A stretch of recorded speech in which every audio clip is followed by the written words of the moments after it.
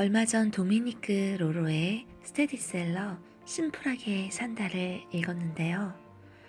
요즘 명상에 관심을 두고 있어서인지 마음 비움에 관해 다가오는 부분이 많았습니다. 좋은 문장들을 나누고 싶어 심플하게 산다의 제3장 마음 부분 낭독하겠습니다. 마음 부분은 치료, 다스리기, 관계 맺기, 홀로서기, 변화하기, 읽기와 쓰기, 명상, 에너지, 심플하게 산다. 이렇게 나뉘어 있습니다. 첫째, 치료하기. 정신적인 에너지를 늘 걱정에 빼앗기고 있는데 어떻게 평화로운 삶이 가능하겠는가? 잠자리에 들기 전에는 그날 있었던 좋은 일을 떠올리자. 기분 좋은 산책, 맛있는 식사, 좋은 사람과의 만남 등 바로 이런 것들이 일상의 보물이다. 좋은 일들은 다이어리에도 적어두자. 나중에 보면 인생이 당신에게 어떤 행복을 주었는지 알게 될 것이다. 불필요한 물건이 사라지면 안락한 생활에 도움이 되는 것처럼 불필요한 생각을 지우면 새로운 생각이 들어설 자리가 생긴다. 머릿속을 자주 떠오르는 생각을 적어보자. 그 생각들을 하나하나 참을성 있게 지워보자. 문제는 처리하려 하지 말고 초월하자. 생체 리듬을 존중하자. 자신의 생체 리듬을 알아내는 가장 좋은 방법은 배가 고픈 시간, 잠이 오는 시간, 기운이 떨어지는 시간을 한 달간 수첩에 기록한 뒤에 주기를 확인하는 것이다. 그리고 다른 습관이나 생활을 그 리듬에 맞추면 된다. 머릿속을 하나의 정원이라고 상상해보자. 둘째, 다스리기. 우리 마음은 선택할 줄을 모른다. 그렇기 때문에 몇 가지 원칙을 정해서 마음을 도와주어야 한다. 원칙이 없으면 기준도 없다. 규율에 의해 자기 자신을 바로잡는 것이 그 어떤 지식을 얻는 것보다 우리를 훨씬 더 자유롭게 만들어준다. 규율은 적절해야 한다. 병이 나거나 극단적인 상황에 이르지 않게 지나치지 않도록 주의해야 한다. 긍정적인 마음으로 기분 좋게 그리고 보람을 느끼며 해야 득이 된다. 우리 몸과 마음을 자유롭게 하는 것이 규율의 목적이기도 하다. 부정적 생각이 들 때마다 재미있는 책을 읽고 예쁜 옷으로 갈아입고 꽃이나 음악, 향초 등으로 주변 분위기를 밝게 만들자. 간단한 운동을 해도 좋고 일기를 써도 좋고 목욕을 하거나 산책을 나가도 좋다. 제일 중요한 것은 새로운 에너지가 생겨날 때까지 생각의 흐름을 중단시키는 것이다. 초연해지는 연습을 하자. 이런저런 생각에 집착하지 말자. 셋째, 관계 맺기. 지혜롭지 못한 사람은 피하자. 사람은 가려서 사귀되 관용을 가져라. 사람들을 갈라놓는 것은 사회적 지위나 재력, 개인적 믿음이나 열망의 차이다. 그러한 차이 앞에서 관용과 이해심을 발휘하지 못하는 사람은 인간적인 성장을 방해할 뿐이다. 남들한테 받는 것을 거북하게 여기지 말자. 상대방의 호의를 악용하는 경우가 아닌 한 주는 것은 고맙게 받으면 된다. 우리는 종종 지나치게 주려고 한다. 하지만 이러한 행동은 사랑이나 우정을 얻기 위한 것인 경우가 많다. 있는 그대로의 모습으로는 사랑받지 못할까 두려워. 그런 마음에 오버하는 것이다. 남의 말을 들을 줄 아는 사람의 침묵에는 심오하고 절도 있는 가치가 담겨 있다. 올바르고 친절하고 공손한 말인지 확신이 들 때만 말해야 한다. 말하기에 앞서 일단 생각부터 하고 입을 열자. 그러면 사람들이 당신의 말에 더 귀를 기울일 것이다. 사람들은 다른 사람에게 도움을 주기 위해서가 아니라 자신의 만족을 위해 자기 경험을 말하는 경우가 많다. 그렇게 사람들은 자기 자신에 대해 너무 많이 말한다. 불행에 대해 얘기하면 더 불행해진다. 반대로 재미있는 일을 얘기하면 웃을 일이 늘어난다. 남의 결점에 신경 쓰는 대신 자신의 결점부터 신경 쓰자. 나쁜 일이나 남의 불행보다는 자연의 신비나 미담, 아름다움과 고요함, 안락한 전원생활 같은 기분 좋은 주제에 관심을 돌리자. 지식을 과시하거나 철학자 행세를 하지 말자.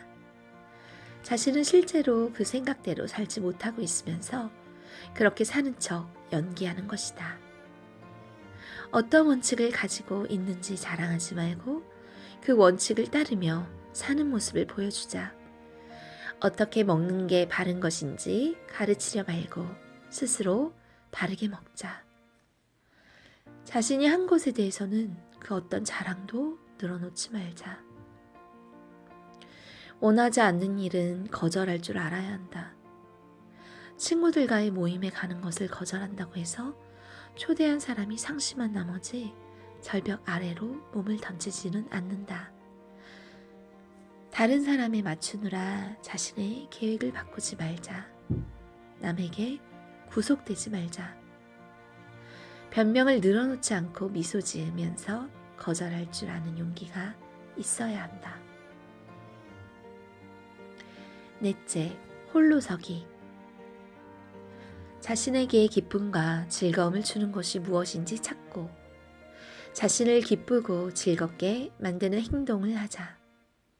자신의 진가를 인정하면 스트레스가 사라진다. 남을 가르치려 들지도 말자. 남들이 당신의 평화와 행복의 비밀이 무엇인지 궁금해하게 내버려 두는 것에 그치자. 남들에게 영향을 미칠 수 있는 유일한 방법은 우리가 사는 모습을 통해 그들이 우리의 생활 방식과 태도, 생각을 따라하고 싶게 만드는 것이다. 모든 사람은 행복감으로 환하게 빛나는 사람들을 따라하고 싶어하는 법이다. 남들을 도와주고 싶다면 그들이 스스로 생각하도록 만들어야 한다. 아놀드 토인비의 말에 따르면 인류의 미래는 사람들이 각자 자기 내면의 깊이를 발견하고 그 내면에서부터 타인을 도울 수 있는 최상의 것을 얼마나 끌어내느냐에 달려있다. 혼자서도 행복하게 지내는 법을 배우자. 책을 읽고 공상에 빠지고 창조하고 자기 자신을 돌보자. 요리하고 정원을 가꾸고 텃밭을 일구고 집과 몸과 생각을 더 아름답게 다듬자. 가끔은 조용하고 아담한 호텔에서 밤을 보내고 햇볕이 잘 드는 카페에서 소설을 읽고 물가로 소풍을 가자. 우리가 다른 사람에게 해줄 수 있는 유일한 일은 사는 모습을 통해 그들이 바람직한 삶, 즉 단순하고 자연스러운 것을 중시하고 개인적 욕심의 크기는 줄이는 삶을 지향하도록 이끌어주는 것이다. 다섯째, 변화하기. 어떤 개념을 명확하게 만드는 확실한 방법은 그것을 머릿속으로 그리는 것이다. 어떤 이미지를 머릿속에서 수초 정도 유지하면 그 이미지는 가상현실이 된다. 다른 누군가의 빛을 빌리지 말고 자기 자신의 빛으로 살아가자. 하루는 자신이 좋아하는 일 한 가지와 의무적으로 해야 하는 일 한 가지는 하겠다고 스스로 약속하자. 인생은 스스로 결정하자. 우리의 능력과 상상력, 의식을 활용하자. 우리가 원하는 멋진 세상은 우리가 만들어낼 수 있다. 만약 그렇게 하지 못한다면 그것은 자신이 지닌 상상력을 충분히 활용하지 못하고 있기 때문이다. 여섯째, 읽기와 쓰기. 책 덕분에 우리는 누군가의 오랜 관찰과 연구, 고통, 노력으로 읽어낸 결과물을 한나절 만에 얻을 수 있다. 우리가 읽는 모든 것은 우리 의식에 영향을 준다. 책만 많이 읽기보다는 읽기와 쓰기를 병행하자. 읽고 있는 책에 관해 메모하면서 생각과 의견을 정확하고 명료하게 표현해보는 것이다. 읽고 쓰는 행위는 자기 자신을 돌보는 행위라고 할 수 있다. 읽기와 쓰기, 생각하기 사이에서 균형을 찾는 것이 이상적이다. 글을 쓰는 것은 자기 자신과 관계를 맺는 일이기도 하다. 글을 통해 자신과 만나는 행위에는 지성과 직관, 상상이 동시에 개입한다. 경험과 지혜를 자기 것으로 만드는 데에는 기억에 새기는 것보다 좋은 방법은 없다. 배움의 궁극적 목적은 좀 더 풍요롭고 유연한 삶을 사는 것이다. 7번째, 명상. 아무 도움도 안 되면서 시간을 빼앗고 고요함을 방해하는 텔레비전 프로그램과 잡지 기사는 피하자. 고요함은 빈 공간 안에서 우리가 성장하게 도와준다. 고요함은 열린 공간이다. 그 고요함이 우리를 이끌게 하자. 명상을 하면 우리 몸은 잠을 잘 때보다 더 깊은 휴식 상태에 빠진다. 의식은 깨어있는 가운데 산소 소비량이 줄고 심장 박동은 느려진다. 수면을 통해 이처럼 깊은 휴식 상태에 도달하려면 6시간이 걸리지만 명상으로는 10분이면 된다. 명상은 언제 어디서든 할 수 있다. 버스를 기다리며 줄을 서 있는 동안에도 할 수 있고 설거지를 하는 동안에도 할 수 있다. 아무 생각이 없는 무념 상태를 만드는 것을 목표로 우선 시작하자. 열정을 추구하는 듯 보이지만 사실은 그 열정에 수동적으로 끌려다니는 것에 지나지 않는 사람이 많다. 이들은 스스로를 몰아쳐 그런 식으로 자기 자신을 잊으려고 애쓴다. 자기 자신에 대해 깊이 생각할 줄 아는 사람이 더 자유롭다. 자기의 내면에 깊이 집중할 수 있는 명상은 자유롭고 독립적이기를 원하는 인간에게 주어진 가장 고상한 형태의 활동이다. 꽃병에 꽃을 꽂는 행동조차도 집중을 위한 수련이 될 수 있다. 그렇게 매번 집중하면 하루가 달라질 것이다. 우리가 앞에 있는 아름다움과 지혜로움을 알아보지 못하는 것은 감각이 부족한 탓이다. 그러한 직관적 식별력은 휴식과 초연함, 관조를 통해 얻어진다. 아침에 명상을 하자. 아침은 공기가 아직 맑고 모든 인공적인 소음으로부터 자유로운 시간이다. 이때 당신이 느끼는 감정과 기분을 관찰하자. 생각이 떠오르면 내버려도 돼. 거기에 아무런 중요성도 부여하지 말자. 집안에 명상하기 좋은 공간을 마련하자. 그곳에 안락하고 커다란 방석을 놓고 가능하다면 촉감과 향기와 침묵이 당신을 감싸는 것을 느끼자. 제대로 된 명상을 위해 될 수 있으면 가부좌에 가까운 바른 자세로 해야 한다. 아침에는 그날 하루의 일정을 정하자. 저녁에는 그날 당신이 했던 모든 것을 돌아보면서 머릿속을 청소하자. 향수나 꽃의 향기를 맡거나 조용한 음악을 듣거나 목욕을 하며 휴식을 취한 후 단잠에 들자. 일본의 유명한 선생 데시마루 타이세는 이렇게 말했다. 생각은 하늘의 구름처럼 흘러가게 내버려 두어야 한다. 삶에 대해 생각하는 게 아니라 삶으로 존재해야 한다. 가끔은 정신이 내면을 향하면서 조용히 쉴 수 있도록 그저 존재하는 시간을 갖자. 8번째, 에너지. 우리는 자신을 아프게도 하고 건강하게도 한다. 우리의 생각과 감정의 회복을 위해 자신을 치유해야 한다. 무언가가 당신을 거추장스럽게 만들고 에너지의 순환을 방해한다면 이는 그것이 당신에게 불필요하다는 뜻이다. 불필요한 가치에 연연해 하지 말자. 거추장스러운 것이 많으면 본질에서 멀어질 위험이 있으며 너무 산만해져서 그 사실을 알아차리지도 못한다. 우리에게 주어진 에너지를 얼마나 활용할 수 있느냐 하는 것은 정신을 얼마나 집중하느냐에 달린 문제다. 우리가 지닌 에너지는 우리가 어떻게 생각하느냐에 따라 절약되기도 하고 낭비되기도 한다. 우리 내면이 잘 부합하는 주제는 우리를 매혹시키고 영감을 주고 우리의 감각을 되살린다.